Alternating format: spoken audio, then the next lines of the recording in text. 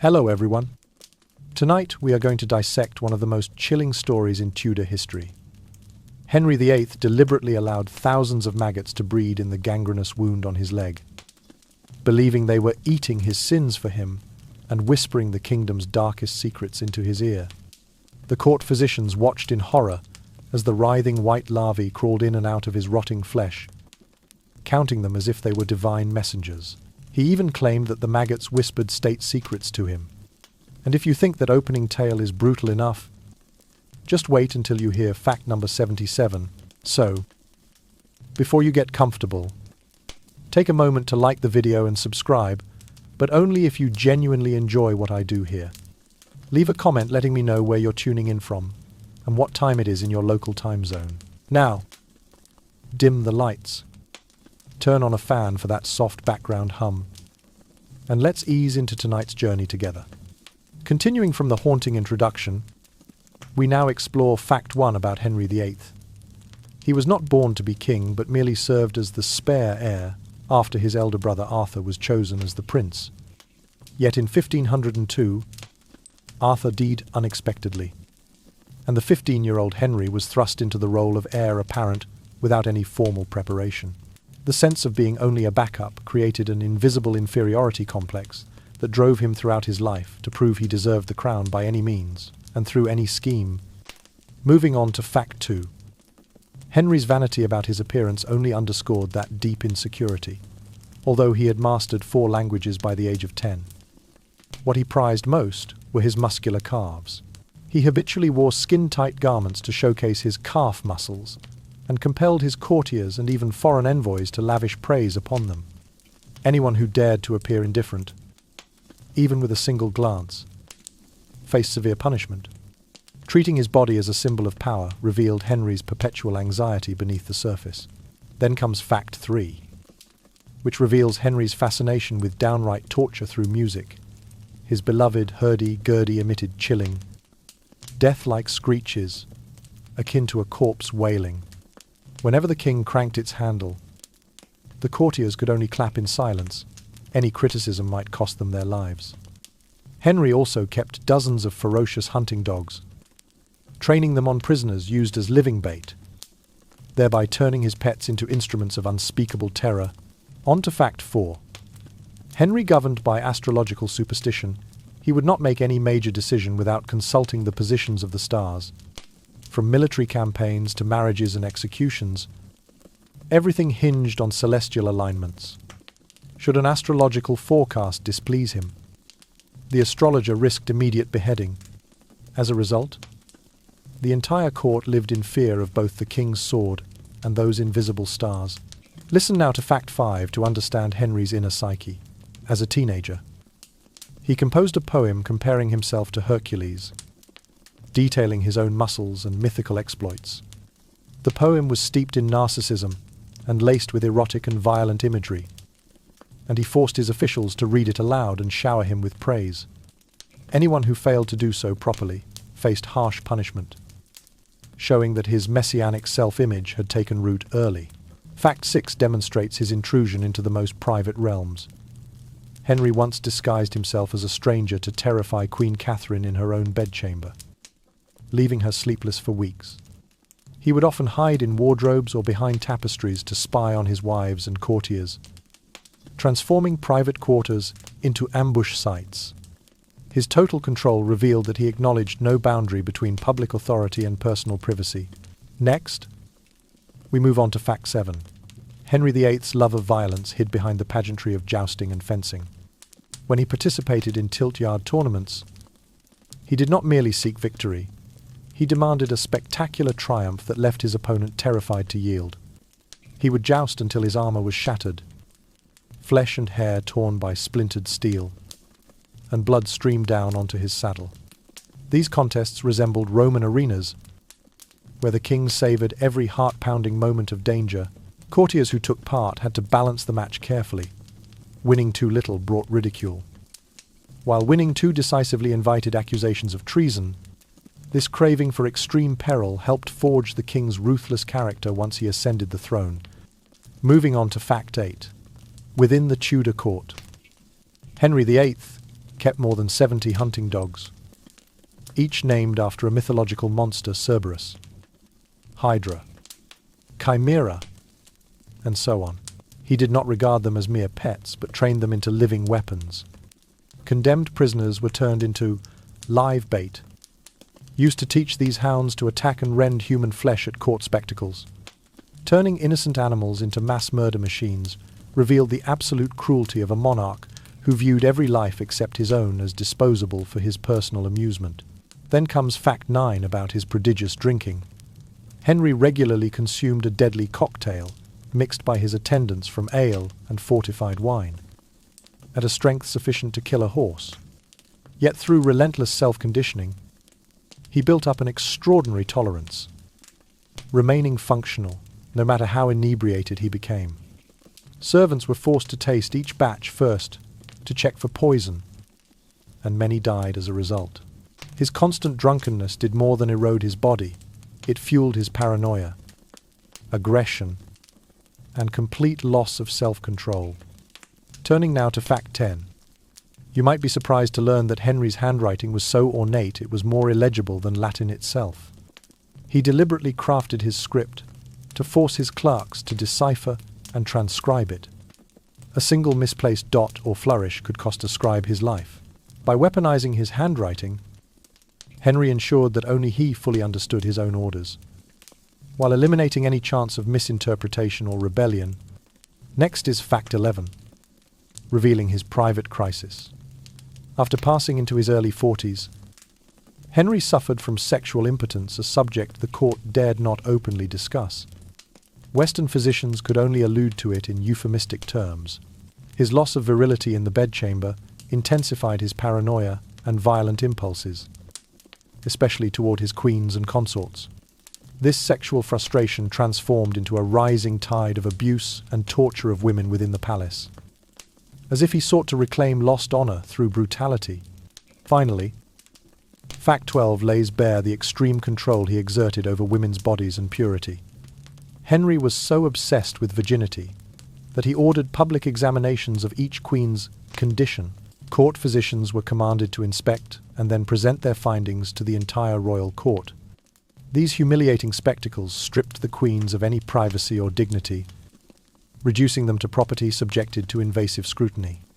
Each inspection served as a grim reminder that, in the king's eyes, women existed solely to produce heirs and submit to unwavering surveillance.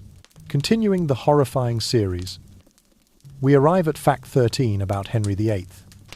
Doubts about his virility led him to believe in bizarre elixirs concocted by the royal physicians.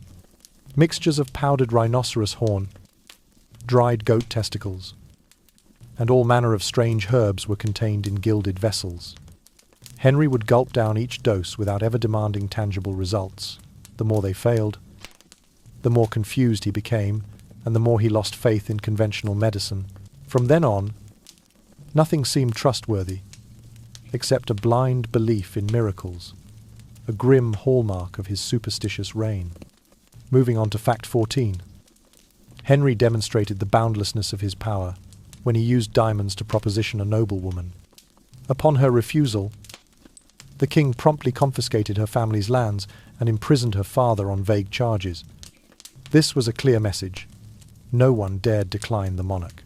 Shards of diamond were never enough to satisfy him. Any challenge brought severe consequences.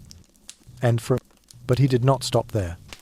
Fact 15 reveals the bedchamber espionage network he established. From ladies' maids to senior attendants, anyone in the palace was coerced into reporting every gesture, sleeping position, and even the queen's menstrual cycle. Many were interrogated and tortured until they confessed these intimate details. Private quarters became tools of absolute control, where Henry used carnal information to maintain his authority. Next is fact 16, a prime example of public defamation. To avoid intimacy with Anne of Cleves, Henry falsely accused her of bad breath, circulating libelous letters throughout the court. Anne, a foreigner with limited English, could not defend herself. Her reputation was permanently tarnished before the marriage even began. Henry weaponized physical appearance as proof to justify every perceived fault in others. Then comes fact 17, showing how his love and hatred could shift in an instant. He praised Catherine Howard as the rose without a thorn, a compliment that sparked admiration. Yet just days later, he had her beheaded to protect the royal honour. From flattering words to the executioner's axe, Henry easily reversed his emotions, turning infatuation into lethal animosity. Finally, fact 18 closes this chapter of callous behaviour. Immediately after Anne of Cleves's funeral, Henry became engaged to Jane Seymour the very next day. Not a moment of mourning, he treated his wife as a replaceable object to achieve a single goal: a male heir. Swapping queens to secure a son became a political decree rather than a marital union, reflecting the king's boundless ambition and cruelty. Next, we arrive at fact 19 about Henry VIII. The king forbade the queen and his female consorts from wearing any form of revealing dress, instead forcing them into garments as concealing as cocoons. This was not intended to protect their chastity, but merely to allow Henry to control every inch of their flesh and prevent any man's gaze from slipping through. Each layer of fabric was cut rigidly and adorned with such elaborate detail that it clung tightly to their bodies, turning women's forms into exhibits, serving his authority, a subtle form of violence, enacted by depriving them of the freedom to choose their own attire. Then comes fact 20, which reveals the theory held by many historians that Henry VIII suffered from syphilis. This disease explains why the king's health steadily declined and why his queens endured a series of reproductive complications, repeated miscarriages and deaths in childbirth. Yet Henry still demanded that they produce healthy offspring. If this hypothesis is correct, infecting his wives and then coercing them into bearing male heirs demonstrates cruelty so inhumane it defies belief, treating women's lives and bodies as mere tools for his dynastic ambition. Moving on to fact 21, prepare to shudder. During his reign, Henry VIII ordered more than 70,000 executions across England, targeting people of other faiths, political dissidents, and even those uttering idle words. The court was thus perpetually shrouded in terror, and the populace obeyed not out of affection for the king, but simply to avoid losing their heads. Advancing to fact 22, Henry devised a horrifying method of execution by boiling. The accused poisoner was bound and submerged completely in a cauldron of boiling water while the king stood by, observing and commenting on every agonized twitch. The victim's screams echoed through the castle, haunting courtiers and commoners alike, serving as the most vivid warning of the consequences of defying the throne. But it did not end there. Fact 23 recounts the religious genocide. Henry ordered hanging, tearing apart, and quartering conservative clergy who refused to acknowledge him as supreme head of the Church of England. He even dined beside their coffins during evening meals, treating it as a display of power and forced submission.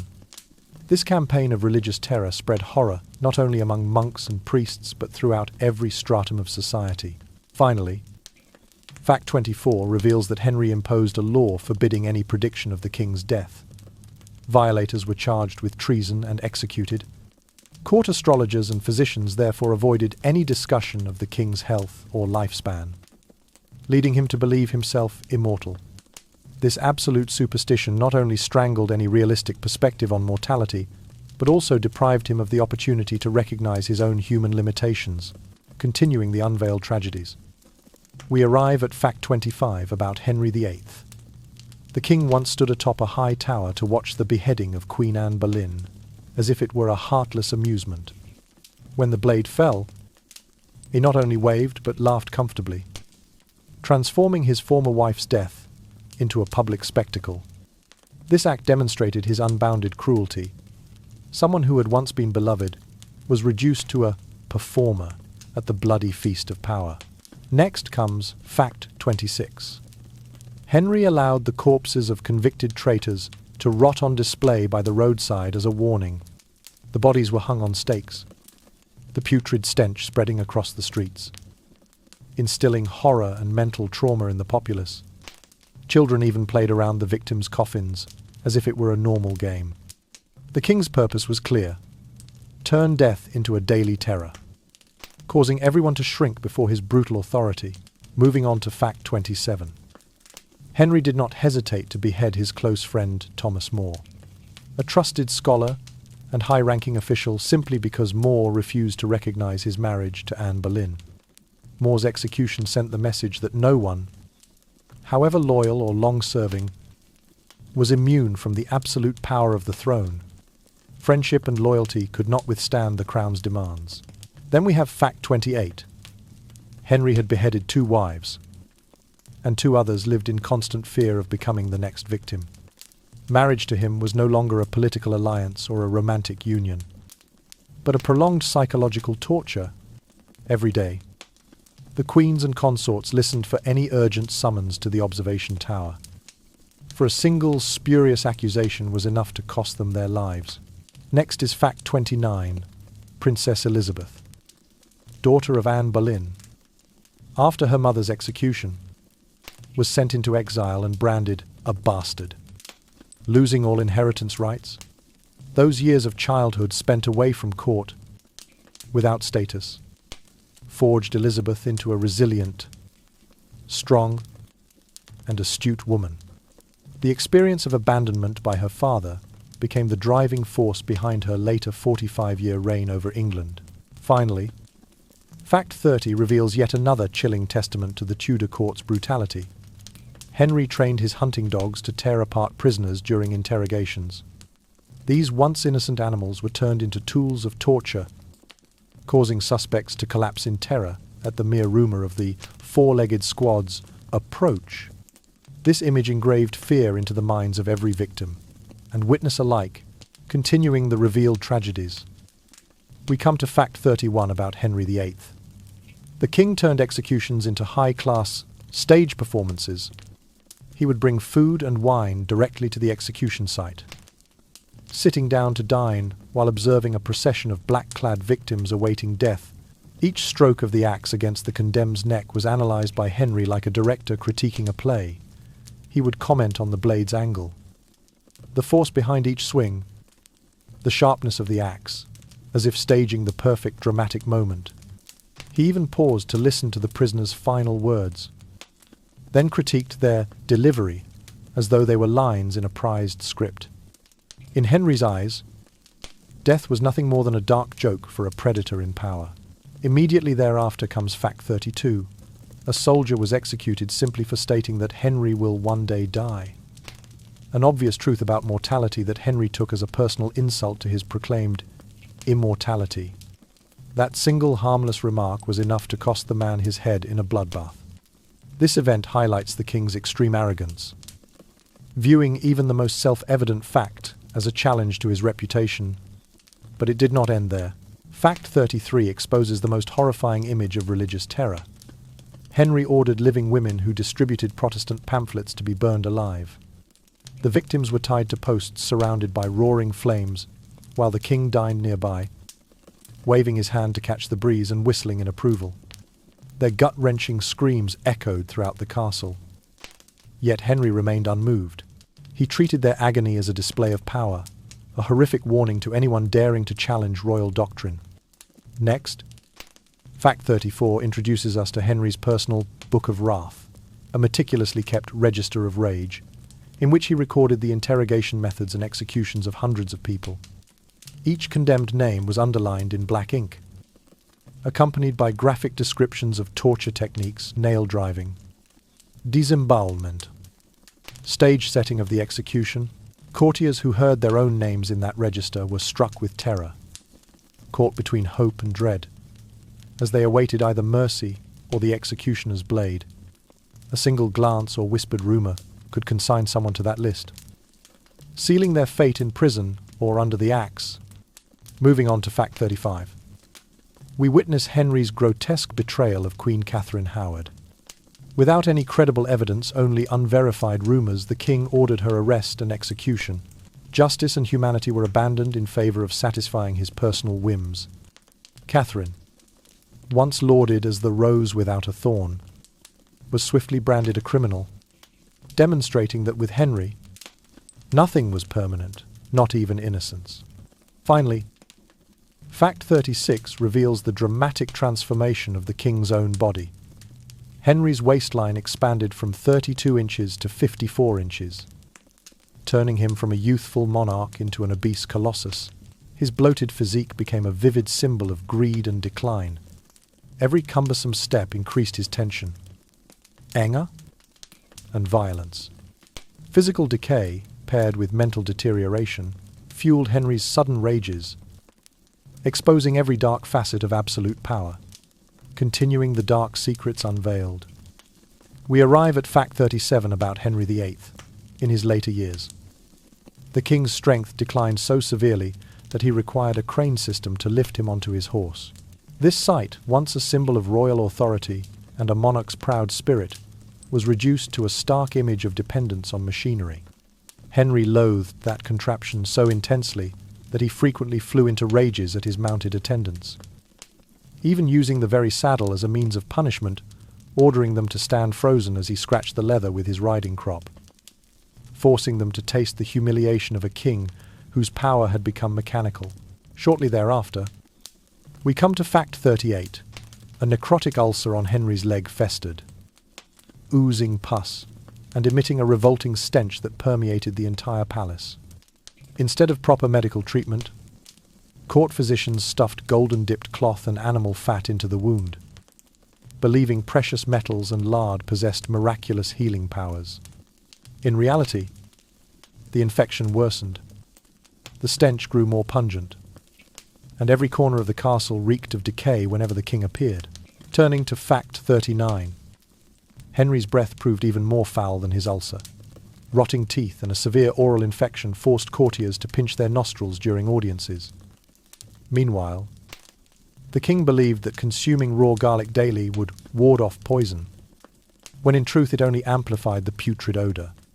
Thus the court lived in a perpetual dilemma. They revered the monarch, yet continuously recoiled from the horrific smell emanating from his mouth. Next is Fact 40. To mask the odor, the palace had to burn bundles of herbs and incense every day. Hundreds of bunches were kept smouldering, creating an acrid, claustrophobic haze that mixed fragrance with fear. The heavy aroma of burning foliage only heightened the sense of disquiet, serving as an undeniable reminder of the king's dreadful presence. Not stopping there, Fact 41 reveals a truly horrifying detail. Court physicians analyzed Henry's stool twice daily, reporting in meticulous detail on its color, consistency, and odor. On the basis of these findings, political decisions and even major state affairs were sometimes delayed owing to the royal bowel movements. Using the results of the king's own intestinal examinations as the basis for campaigns or new marriages underscores the depth of superstition and absolute power at the throne. Finally, Fact 42 exposes the consequences of excessive perspiration. Henry frequently developed painful rashes beneath his arms and across his chest from trapped sweat. His stiff, form-fitting garments absorbed moisture and left yellowed stains, the odor growing ever more oppressive. This constant discomfort fueled his irritability, provoking fits of anger and further violent outbursts in every interaction. Through these 6 facts, from 37 to 42, Henry VIII emerges not only as a monarch whose physical decline was catastrophic, but also as one steeped in superstition, with his authority increasingly reliant on machinery, herbal smoke, excrement, and unrelenting terror. Under his rule, the Tudor court ceased to be a place of splendor, transforming instead into a tortured labyrinth where human dignity was crushed beneath the weight of absolute power. And many more dark chapters await discovery in the following sections. Continuing the horrifying chapters just revealed, we arrive at Fact 43, about Henry VIII. His dread of opening his pores to disease led him to avoid bathing for entire months, refusing even to change his clothes. Rather than wash, the king ordered his court physicians to employ conservative remedies. Yet the grime and body odor only accumulated. Layers of filth clung to his flesh, and his royal robes turned a dull grey-black, emitting a rancid stench that terrified his courtiers. They were so fearful that they dared not utter a single complaint, choosing only to quietly avoid him or pinch their noses when passing the monarch. Thus, the palace was shrouded in a suffocating atmosphere, where whispers of the king's smell were more terrifying than any treasonous plot. Immediately thereafter, Fact 44 exposes another bizarre detail of royal attire. A breastplate with a codpiece so large it appeared grotesquely out of place. As if to proclaim an immutable truth of masculinity, Henry insisted on garments tailored ultra-tight and elevated the codpiece to ostentatious proportions, drawing all eyes. Yet instead of conveying strength, this feature laid bare his deep insecurity about sexual prowess. Courtier, witnessing the armor, could only fall silent in praise. Any hint of mockery would be deemed disrespect. In reality, that codpiece became a shackle, binding Henry to his own self-doubt. When his authority could no longer make him feel mighty, moving to Fact 45. We witness the final decline of the once proud monarch. He was forced to wear a fur diaper, to cope with both incontinence and leg ulcers. The image of a great king on his throne in a fur diaper turned every ceremony into a farce. Many attendants charged with changing the king's diaper swore lifelong oaths of secrecy, for any rumour would shatter the royal reputation. This humiliation, though hidden behind palace curtains, seeped into every corner of the court. Next is Fact 46, which speaks of the necrotic ulcer on Henry's leg, lightly gangrenous and endlessly oozing blood and pus. Each step brought excruciating pain. With soaked bandages dripping, the stench of decay rose pungently, haunting his body and tormenting his mind. In agony, Henry often flew into irrational rages, unleashing his wrath on courtiers, cursing them, flinging goblets of wine, or demanding they kneel in apology. Those outbursts turned the court into a furnace of fear, with everyone trembling and drenched in cold sweat, uncertain which moment might bring the next punishment. But that is not all. Fact 47 reveals scenes of many courtiers fainting during audiences from the stench of Henry's festering bandages. To avoid awkwardness, court physicians arranged rescue teams ready outside the door. They used scented mouth rinses and inserted perfumed charcoal into the victims' mouths, then swiftly removed them from the chamber, so no faction would learn the true cause. These graceful rescues became a palace secret, whispered only among the royal medical staff. Finally, Fact 48 concludes this tragic series with a grisly finale even in death. When Henry VIII's coffin was sealed, toxic gases from his decomposing body built up pressure, causing it to explode, splintering wood and flinging his remains everywhere. Packs of stray dogs rushed in, tearing at the flesh nature's belated revenge on the king. Funeral attendees fled, screaming, some nearly falling into the grave. This horrific incident shocked the nation, spawning rumours that the king could never rest in peace, a fitting retribution for unforgivable crimes. Through these 6 facts, from 43 to 48, Henry VIII appears not only as a sovereign whose physical and mental decline was catastrophic, but also as a monument to failure, where the royal institution was corroded by disease, Superstition, and terror. Under his brutal rule, the Tudor palace ceased to be a splendid castle and became a labyrinth of nightmares, where absolute power crushed both body and soul.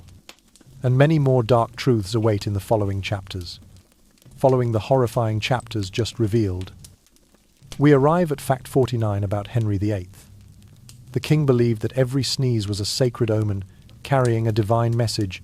Therefore, he adjusted policy ranging from postponing military campaigns to granting pardons based on the timing of these sneezes. If a nobleman sneezed at an inopportune moment, Henry would interpret it as a bad sign, stripping him of office or ordering his arrest for investigation. The court lived in constant fear, and everyone stifled their sneezes, clamping a handkerchief to their face or holding their breath until they deemed it safe. They grew so anxious that many believed a single sneeze on an unlucky day could spell disgrace or even death. Moving on to fact 50. Henry's astrological superstitions reached such an extreme that he maintained an entire shadow government of court astrologers. Every major decision, from delaying troop deployments to postponing royal marriages or the execution of a lord, depended on the positions of stars and constellations. The king himself frequently ordered court sessions delayed, festivals postponed, or new laws held in abeyance, simply because an auspicious star had not yet aligned under a waning moon or the sighting of Jupiter in a certain house. The entire royal schedule was rearranged. Courtiers aptly called these periods dark times, when real power lay in the hands of fortune tellers rather than ministers or officials. Next, fact 51 reveals his bizarre obsession with left-handedness. Henry believed that using the left hand was a sign of demonic influence. Anyone ladies-in-waiting, knights, even scribes who dared to eat or drink with their left hand could be suspected of deceitful faith. There were cases of left-handed individuals being arrested, tortured, and even beheaded to exorcise evil. No one dared use their left hand at royal feasts or audiences. They forced themselves to switch hands to escape suspicion. This pathological discrimination underscores the king's fanaticism and his blind wielding of absolute power. Then comes fact 52. Exposing his witchcraft paranoia. Henry accused women versed in folk medicine and herbal lore of practicing witchcraft. These women were arrested, publicly tortured, and then burned alive on pyres set up in the town square. The gruesome executions became a form of macabre entertainment. Henry dined while watching the flames and listening to the victims' screams. Under the pretense of purging sorcery, these were in fact political purges designed to eliminate anyone daring to oppose him. Turning to fact 53, we encounter a peculiar royal ritual. Henry believed that consuming swan meat conferred power and glory upon the crown. Thus, he hosted lavish swan feasts, where courtiers were compelled to partake. Using ornate gold and silver plates, anyone who refused even a taste was stripped of rank or exiled. Those who ate too little were denounced as unloyal. The swan banquet became a bloody symbol of authority, in which the lives of sacred birds were sacrificed to legitimize the king's absolute dominion. Finally, fact 54 concerns his flamboyant red attire.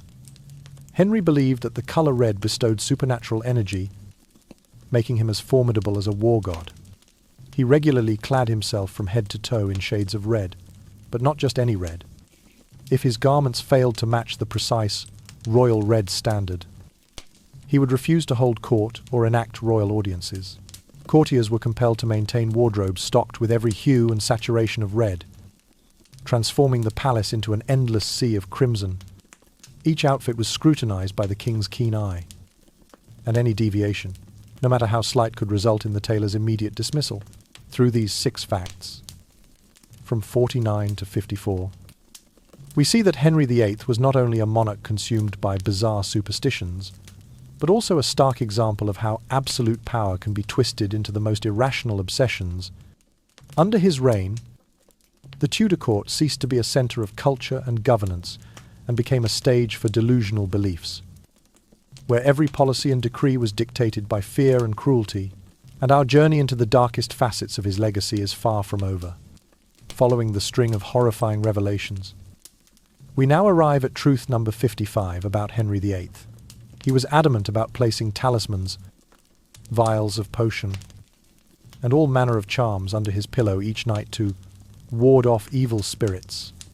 His royal pillow consequently became a jumble of useless objects, from pouches of herbal powder to strips of dried animal hide that obstructed his sleep rather than protecting it. Every time Henry rose from bed, his courtiers would fumble to gather the array of items and hand them over to the so-called royal charm makers, who then had to select and adjust the set of charms to suit the king's ever-changing moods. They were forced to swap out the charm collection on a daily basis. One day shells might be insisted upon. The next day a small mirror, to reflect demonic eyes, would be required. This array of superstitious measures not only threw the inner court into chaos, but also drained the treasury on pointless expenditures. Next comes truth number 56. Henry VIII issued an edict forbidding any member of the court or commoners, for that matter, from ever using the word fat in any context. He compelled everyone to devise euphemisms, resorting to terms like overweighted, excessively meaty, or richly endowed. Even official documents and court poetry underwent strict censorship to avoid any reference to the king's oversized figure. This form of linguistic control turned vocabulary into a tool of oppression. Even ordinary words were expunged whenever they touched on matters of weight. But Henry's tyranny of language did not end there. Truth number 57 reveals that he forced everyone to laugh on command whenever he delivered a biting joke, no matter how savage the context. Whenever a condemned prisoner was led to the block, the king would crack jokes about the convict's 1,000-pound neck or mock the enemy's attack techniques. And the courtiers were expected to perform a laughter exercise to prove their loyalty. Anyone who failed to laugh, or laughed too quietly, risked suspicion, threats of punishment, or even higher taxes. In reality, this was a subtle form of coercion, using forced laughter to conceal terror and compel complicity in atrocity. Then comes truth number 58. Henry rewarded his court jesters, those grotesque entertainers, with remuneration higher than most nobles received. Initially, jesters were meant as mere diversions, but under Henry's reign, they evolved into figures of real influence, cherished by the king for their capacity to provoke laughter. Henry believed that only mirth could save his soul amidst rampant corruption and conspiracies all around him. This blind faith in comedy undermined the authority of his senior ministers. Their counsel was no longer valued as highly as the jesters' uproarious antics. Moving on to truth number 59. We learn that Henry personally directed lavish court pageants in which he starred as the heroic savior of the realm. These spectacles were performed before the entire court, compelling every official to attend, cheer, and applaud vigorously. The thunderous applause did more than celebrate staged heroics. It fed the king's narcissistic ambition, enabling him to rewrite history according to scripts he himself authored. All of it served to cement the image of Henry as a divine deliverer in the minds of his subjects. Despite the brutal realities of his regime, finally, truth number 60 exposes Henry's utterly preposterous historical delusion. Convinced he was the reincarnation of the legendary King Arthur, he commissioned the construction of a round castle, a symbol of the Knights of the Round Table, that was never actually used. Massive stone walls, towering battlements, and expansive outdoor arenas became the most extravagant boondoggle ever financed by the crown.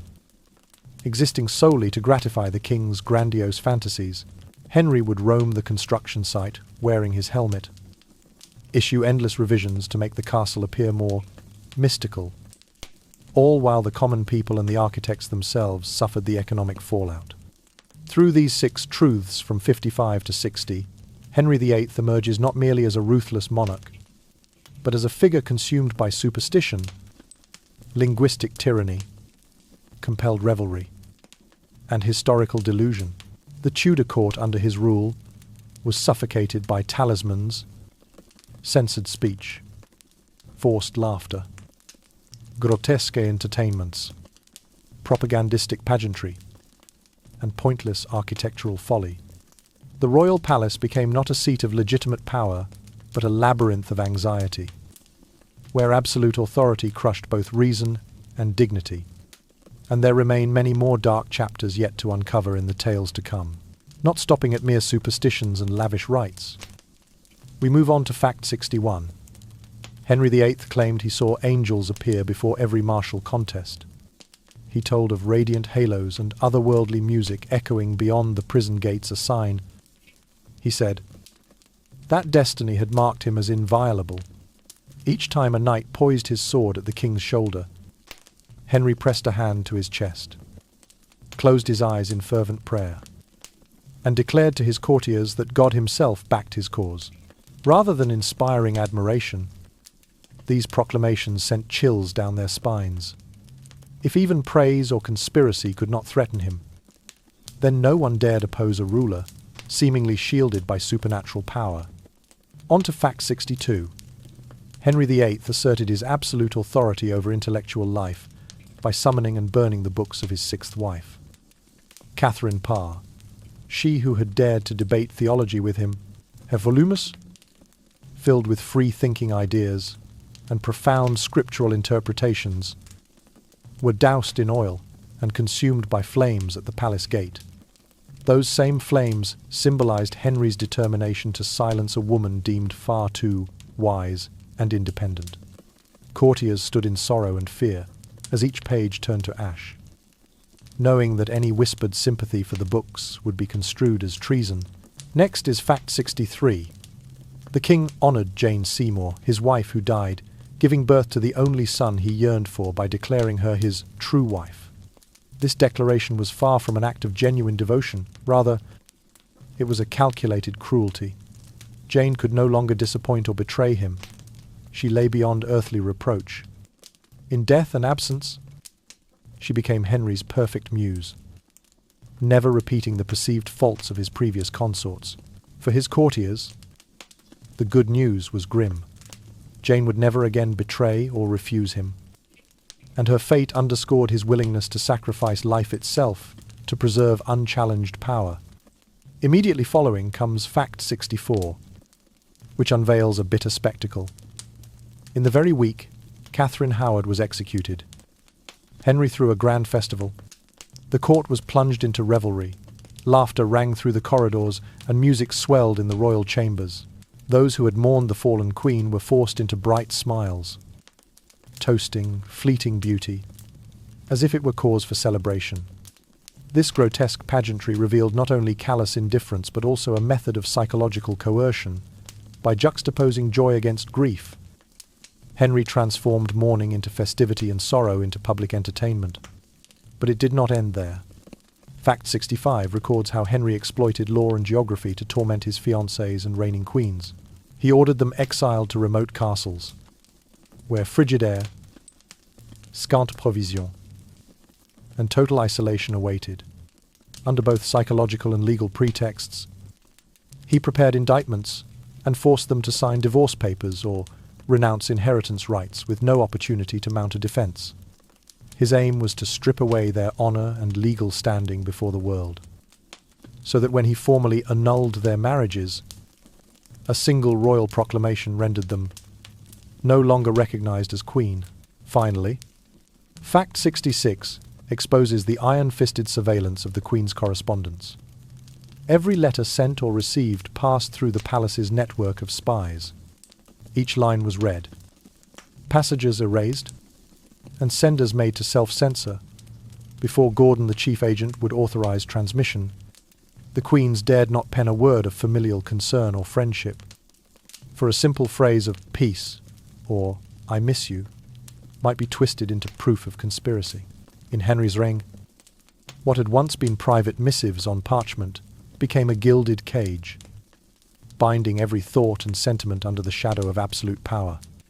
Through these 6 facts, from 61 to 66, Henry VIII emerges not as the romantic figure of legend but as a comprehensive oppressor, dominating the spiritual, the intellectual, the personal, the legal, the private, and even the language itself. Under his rule, the Tudor court ceased to be a sanctuary of character or dignity and became instead an arena fashioned by fear and absolute authority. In the chapters to come, we will uncover still more of the dark depths to which this king sank, turning his golden age into a living hell for his own realm. Continuing the string of dark dossiers revealed, we come to fact 67 about Henry VIII, the show trial accusing Anne Boleyn of adultery with her own brother, George Boleyn, on charges of stealing the spirit and incest. There was no evidence beyond the forced confessions extracted under torture. Yet Henry wielded the incest accusation as a legal pretext to eliminate his second wife. The Boleyn siblings were led to the scaffold and executed together, The image of the queen kneeling and begging for vindication seared terror into the courtiers' minds. Anyone standing beside the king could be accused according to a script already written. Moving on to Fact 68. We uncover Henry's love letters filled with a bizarre fusion of religious imagery and eroticism. In one missive to his future wife, Anne of Cleves, he claimed that God had revealed to him the glorious light upon her calves, then luridly compared her body to a temple of withered flesh. The recipient must have felt torn between reverence and revulsion, unsure whether Henry intended worship or threat, or both at once. These letters reveal a mind so unhinged that it could no longer distinguish the sacred from the profane. Next is Fact 69. Only 16 days after Jane Seymour's burial, Henry arranged to wed his new bride, Anne of Cleves. 16 days to hold the funeral, erase Jane's name from the roll of queens, and secure a replacement. This rush was neither pure love nor simple political duty, but raw ambition to immediately install another wife in his quest for a male heir. The king's callousness was laid bare. Mourning served as mere formality, while his sole aim remained the birth of a son in his new wife's womb. We cannot overlook Fact 70. Henry once flung pearls into the face of a noblewoman who refused his advances. The expensive pearls clattered across the palace floor as he turned away. As dismissive as punishing a mere commoner, this act transformed economic power into a weapon of coercion. A single no could cost a noble family its fortune and honor. The scattered pearls became a declaration of the inviolable arrogance of royal wrath. Then comes Fact 71, recording Henry's order to dissolve over 800 monasteries across England, seizing all their wealth, executing thousands of monks, and plundering the religious heritage. Behind this campaign lay not spiritual reform, but the lust for gold and the consolidation of secular power. Monasteries, once centers of culture, education, and charity, were reduced to rubble. The sounds of slaughter and the chants of penance merged into a savage symphony of bottomless greed. Finally, Fact 72 unveils the ultimate power play. Henry proclaimed himself supreme head of the Church of England, asserting absolute authority over the English Church. The people were forced to choose between loyalty to the Roman See or loyalty to the Tudor crown. Anyone insisting on the old faith was charged with treason. Even bishops and cardinals had to kneel before the king, before celebrating Mass, erasing all boundary between civil and ecclesiastical power. Through these 6 facts, from 67 to 72, Henry VIII emerges not only as a monarch ravenous for power, but also as a religious oppressor, annihilator of personal freedom, and manipulator of the law to serve his own ambitions. The Tudor dynasty under his reign was not a Renaissance glory, but a royal nightmare, where sacred values, dignity, and justice were crushed under the heel of a king lost in absolute authority. In the chapters to come, we will uncover countless more crimes and cruelties that history records about one of England's most famous yet darkest rulers. Following the string of chilling revelations already uncovered, we now turn to Fact 73 about Henry VIII. He was the one who instigated decades of bloody religious wars between Catholicism and Protestantism. This schism not only plunged England into endless civil strife, but also left a lasting psychological scar on countless generations. From missionaries burned at the stake to clerics deposed and exiled, and uprisings erupting across the realm, every atrocity bore the indelible mark of Henry's religious policies. Faith, instead of uniting people, became a double-edged sword, at times a source of protection, at others an instrument of destruction. The people of England lived in a perpetual state of one hand on the church bell, the other on the spear, terrified of being denounced as heretics and losing their lives simply for holding different beliefs. Moving on to Fact 74, we see a diet so lavish that it bordered on inhumanity. In his later years, Henry VIII's meals were composed of 80% meat, served over 6 courses a day. At the grand banquets stood not only traditional fare, but also honey-glazed dormice and swan meat delicacies deemed the pinnacle of courtly cuisine. Meanwhile, commoners starved on thin gruel and wild greens. The Tudor court's opulence became a stark emblem of wealth inequality and a humanitarian crisis. Rumour had it that Henry even staged feasts to celebrate Mussel-full Day, naming dormouse dishes after it to flaunt his abundance, an extravagance that made onlookers shudder. But the excess did not end there. Fact 75 unveils an invention dedicated to his drinking habit. Henry installed an automatic wine tap system in his private chambers. With a simple turn of a valve, spirits, wines, and fortified elixirs flowed freely, quenching the thirst of courtiers and honoured guests alike. This contraption not only hemorrhaged royal coffers, but also enabled the king to indulge in drunkenness without restraint. Attendants were forced to serve as both bartenders and psychological engineers, soothing Henry's mood swings after a binge, because one drunken outburst could easily trigger a fresh round of torture or oppression. Next comes Fact 76. Henry VIII forbade anyone from turning their back on him under any circumstances. Courtiers petitioning the throne had to glide forward in a dance-like motion, faces bowed, bodies angled, never revealing their backs even for an instant, a single careless pivot, however accidental, was deemed treason. As a result, more than one nobleman stumbled painfully, and the court trembled at the so-called back-turning treason trials.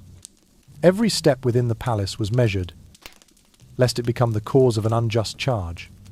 And now we arrive at Fact 77. The haunting detail promised in our introduction. Henry VIII once endured a nightmare in which hellish apparitions chased him through his own reflection. So terrified was he that he banned mirrors throughout the entire palace. The majority of looking-glasses were either draped in cloth or removed altogether, leaving the king unable to see his own visage for months on end. This bizarre decree was profoundly disturbing. The most powerful monarch forced to live estranged from his own image, perpetually fearing that some impostor might lurk behind a mirror's glass, a terror of identity and existence itself. Imagine Henry waking in the dead of night, his pillow soaked with sweat, tapping on doors in a desperate search for any reflective surface to confirm he was still himself, only to find none. It reveals the depth of his paranoia and utter isolation. Finally, Fact 78 exposes another layer of superstition. Henry consumed raw garlic daily to ward off conspiracies, convinced its pungent aroma would repel hidden threats. In truth, the combination of garlic breath with the stench of his festering ulcers made courtiers gasp for air at every audience. Many were forced to drape handkerchiefs over their noses or carry scented sachets at their necks, turning every royal meeting into a veritable spice market. From Fact 73 through Fact 78, Henry VIII emerges not only as a bloodthirsty, extravagant king, but as a figure consumed by paranoia, superstition, and obsessive control. The tension between his fame and his fears, his power and his insecurities, paints a tragic portrait of a reign that shook English history to its core and serves as a grim reminder of how absolute authority can drive a man to the darkest reaches of the human soul. Continuing the series of haunting revelations, we arrive at Fact 79 about Henry VIII. He personally compiled a list of wrath, containing the names of hundreds deemed enemies of the throne. Each entry not only recorded the victim's identity but also detailed a creative method of execution, whether being thrown into the flames, dismembered, or torn apart alive by dogs.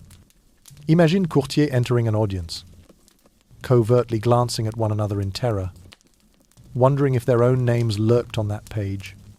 Such dread weighed heavily not only on the highest nobles but trickled down to the lowest officials, turning everyone into a potential suspect. The list existed as a stark warning. One restless night could mean awakening in the king's wrath. Moving on to Fact 80. Henry VIII ordered the execution of Thomas More, his trusted friend and former Lord Chancellor, who had even penned defences of royal policy. Notably, More was the celebrated author of Utopia, lauding ideals of equity and compassion. Yet when that loyalty clashed with Henry's own interests, it counted for nothing. There was no punishment for the king, only the swift fall of the axe at Tower Hill. The image of More bowing before a blank-eyed effigy, coupled with the proclamation, "No one stands above Tudor law," became an enduring emblem of the court's hypocrisy and brutality. Next is Fact 81. Time and again. Henry dispatched his queens on entirely fabricated charges, whether incest, adultery, or even witchcraft, purely to serve his personal ambitions. Law ceased to protect justice, and instead became the blade of one man's will. Once a complaint received Henry's sign-off, judicial procedures were rushed through, and the court served only to record a preordained verdict. In the end, Anne Boleyn, Catherine Howard, and many others paid with their lives at the intersection of deceit and absolute power. No one suffered a more tragic fate than his own daughter Elizabeth. Fact 82.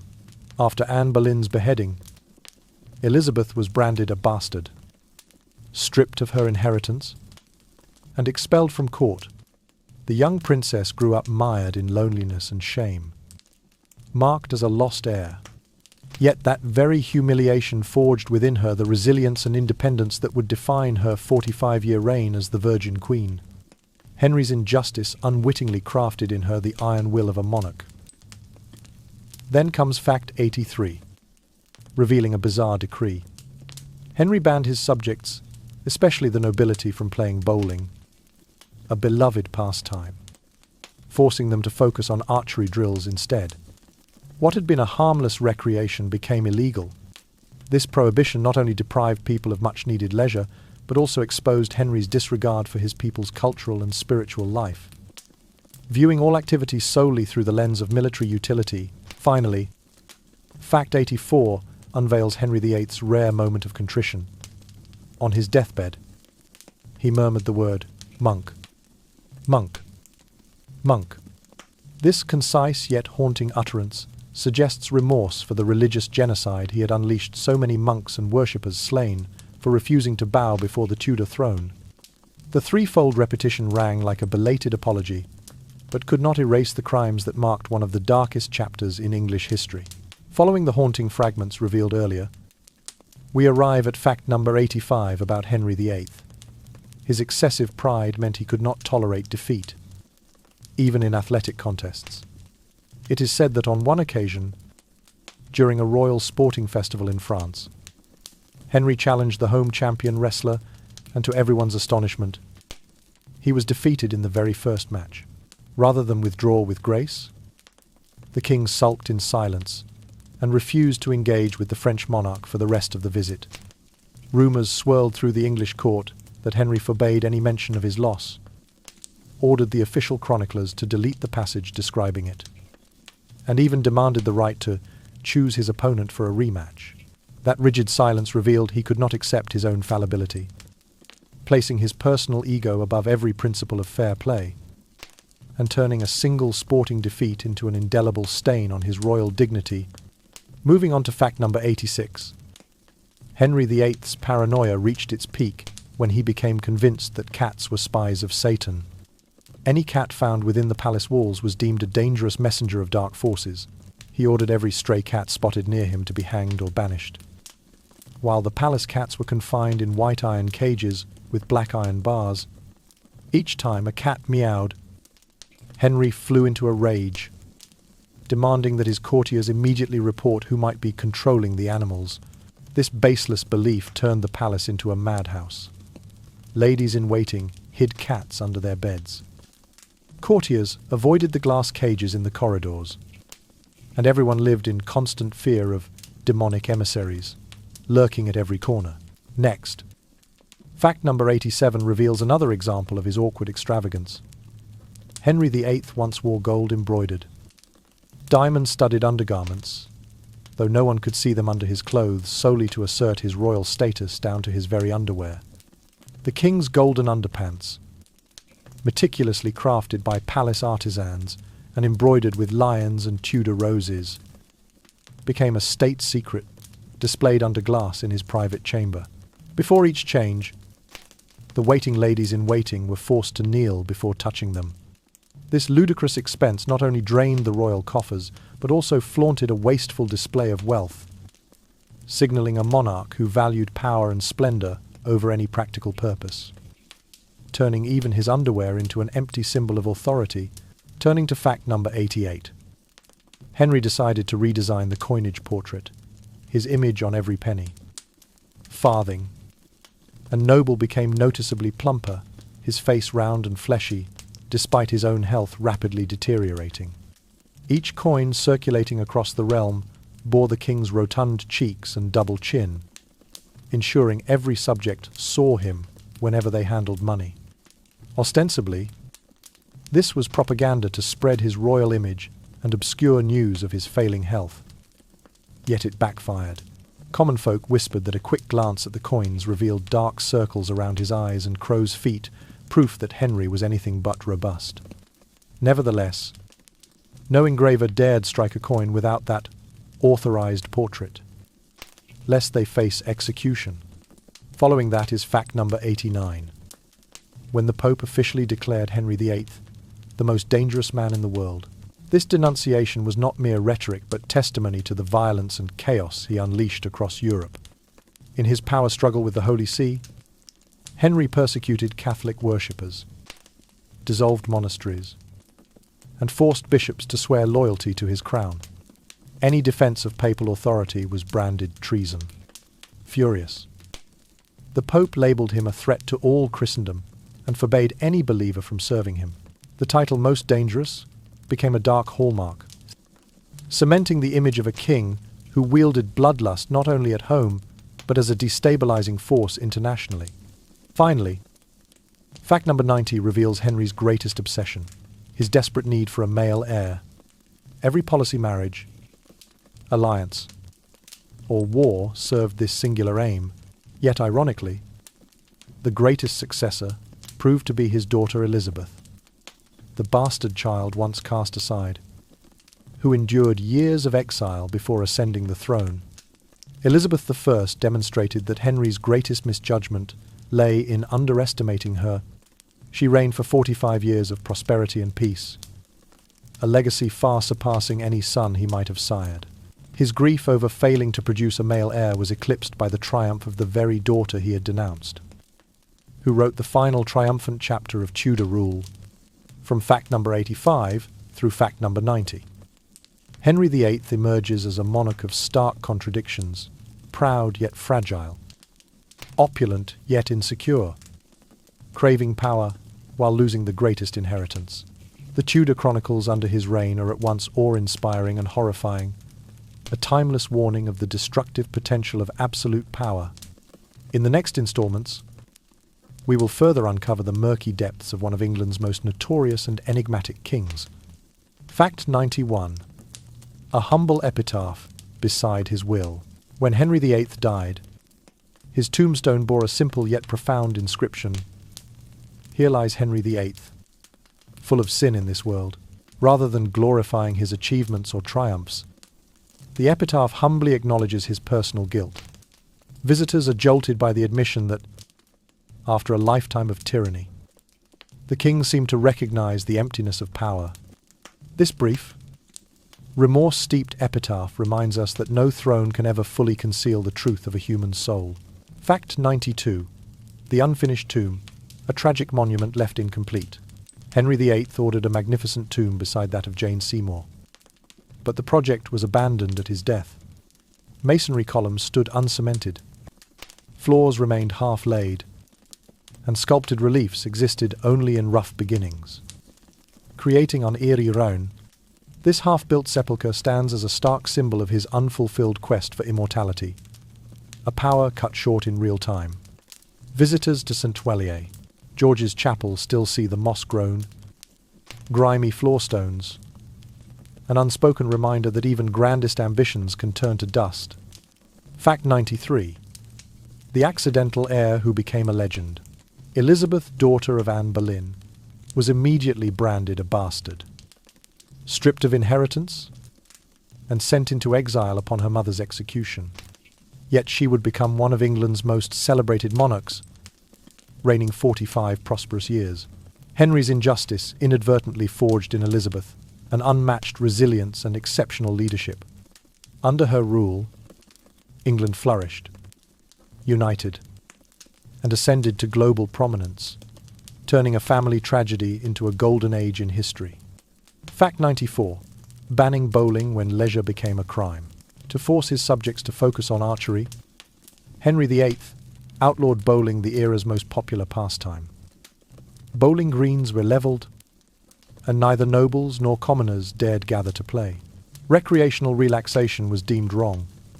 Everyone was expected to practice with bow and arrow. This prohibition stripped away ordinary cultural pleasures and revealed Henry's complete indifference to the simple joys of his people. Viewing every activity only through a military lens. Fact 95. His final regret. Monk. Monk. Monk. Before he drew his last breath, Henry VIII whispered 3 words. Monk. Monk. Monk. This haunting utterance is read as a belated remorse for the thousands of monks and Catholic faithful he had mercilessly persecuted. In the throes of fever and agony, the king seemed to confess his guilt in taking the lives of men devoted only to faith. Those 3 solemn words echo like an alarm bell through history, calling to account the cruelty of his reign. Fact 96. A humiliating wrestling defeat before a crowd. During a royal sporting meet in France, Henry VIII challenged a local wrestler to a public match. Spectators from both the English and French courts watched as he lost on the very first throw. Rather than accept the defeat gracefully, Henry avoided further contact and forbade any mention of the loss. French chroniclers even recorded him clutching his padded garment to conceal a bruise. That single, humiliating defeat did more to undermine his prestige than any battlefield setback, if he could not bear a simple sports loss. How secure was his throne? Following the dark chapters we've uncovered so far, let us explore Fact 96 about Henry VIII, his shame at losing in a royal wrestling match against the King of France. At a grand sporting festival, Henry issued a challenge to a local champion before a large audience, only to be thrown to the ground in a single move, rather than accept defeat with sporting grace. Henry silently withdrew and forbade anyone from ever mentioning that ignominious loss again. Subsequent chronicles were edited to remove every reference to his failure, as if it had never occurred. This was not merely a moment of personal weakness, but a blow to the invincible image he had cultivated his entire life. Next, Fact 97 reveals his paranoia at its peak. Henry believed cats to be Satan's spies. Any feline found prowling near the palace grounds was seized for imprisonment or execution. Courtiers lived in fear, hiding pet cats beneath beds and avoiding every meow in the corridors. Each time they heard a cat's cry, Henry would erupt in fury and interrogate his servants about who might be controlling these creatures. Tudor Palace thus became a labyrinth of terror, where the dread of demonic messengers penetrated even the world of innocent animals. Moving on to Fact 98, a testament to his absurd extravagance. He wore underpants studded with gold and diamonds, though no one ever saw them. These gilded undergarments, embossed with lions and Tudor roses, were displayed under glass cases in his bedchamber. Each time he changed them, his ladies-in-waiting had to kneel before touching the garment. This folly drained the royal treasury and flaunted luxury in the most ridiculous way, turning private garments into empty symbols of power. Yet the extravagance did not end there. Fact 99 shows he altered the coinage to depict his own face as comically plump and fleshy. Despite his body's actual decline, every coin circulating throughout England bore the image of swollen cheeks and a chin lined with folds, an unavoidable reminder of the monarch's authority. Ironically, this exaggeration sparked chatter among the populace, who pointed out the age spots and crow's feet around his eyes, testimony to the court's silence on his failing health. Then comes Fact 100. The Pope officially declared Henry VIII the most dangerous man in the world. This pronouncement was not merely a rebuke, but confirmation of the chaos and violence he had unleashed across Europe. In his power struggle with the Holy See, Henry ordered the persecution of clergy, the dissolution of monasteries, and forced bishops to swear allegiance to him. The Pope, unable to remain silent, prohibited any Catholic from serving Henry and called for resistance, transforming the King of England into a threat on the global stage. Finally, Fact 101 reveals a cruel twist of fate. Henry's greatest obsession was to sire a male heir. Yet, ironically, the greatest successor turned out to be his daughter Elizabeth, the bastard child he once repudiated. Throughout his life, every marriage and military campaign revolved around fathering a son. Yet Elizabeth Permet, cast aside as a child, ascended to become England's most illustrious monarch, ushering in an age of prosperity that lasted 45 years. It was she, unwittingly, who became Henry's most magnificent legacy. After a long journey exploring 101 facts about Henry VIII, let us now pause to understand why these gruesome and sometimes unbelievable details hold more value than mere sensationalism. We do not recount them to expose or parade his cruelty, but because the very complexity and extremity of power made this king a truly captivating historical figure, from tales of maggots living in his gangrenous wound to episodes of frenzied paranoia. Each snippet has been recorded and authenticated from countless manuscripts, chronicles, private letters, and scholarly studies, because those who genuinely admire the force of history must trace it back to its origins, analyze it, and compare it across sources. Throughout the entire process of gathering these accounts, we came to see that Henry VIII was not merely a calculating ruler, but also a man beset by profoundly human fears, passions, and ambitions. He feared death, panicked at his own reflection, believed in magic, and relentlessly pursued his personal quest for immortality, all of which reflect the fundamental limitations of humanity, even when draped in absolute royal authority. Thus, by delving deeply into these facts, we find ourselves startled not only by the crimes or physical decline of a king, but also by the tragedy of power, isolated by superstition and boundless loneliness. We cannot deny the allure of these dramatic details, from the tragic list of wrath to his absurdly gilded underwear, because they paint a vivid, multi-dimensional portrait of a chaotic Tudor dynasty. By sharing these elements, our aim is not simply to send shivers down your spine, but to spark a genuine curiosity about the past, encouraging each of you to seek out the original documents, to ask your own questions, and to find your own answers. In history, no fact is purely black or white. Every detail carries layers of context, and it is those very layers that enrich the narrative. So, as the night's lights begin to fade, let your imagination drift on the murmuring echoes of the past, allowing those horrifying images to serve as catalysts for wondrous dreams. It is our hope that through this series on Henry VIII, you have gained not only new knowledge, but also a fresh perspective on the nature of humanity and the ways in which power can transform both soul and body. If you are still awake, don't forget to subscribe so you won't miss our next historical adventures. And above all, we wish you a peaceful night's sleep, full of mysterious ancient tales. Staying up late is worthwhile, for each awakened minute brings us closer to understanding history and ourselves. We look forward to seeing you again in our upcoming explorations.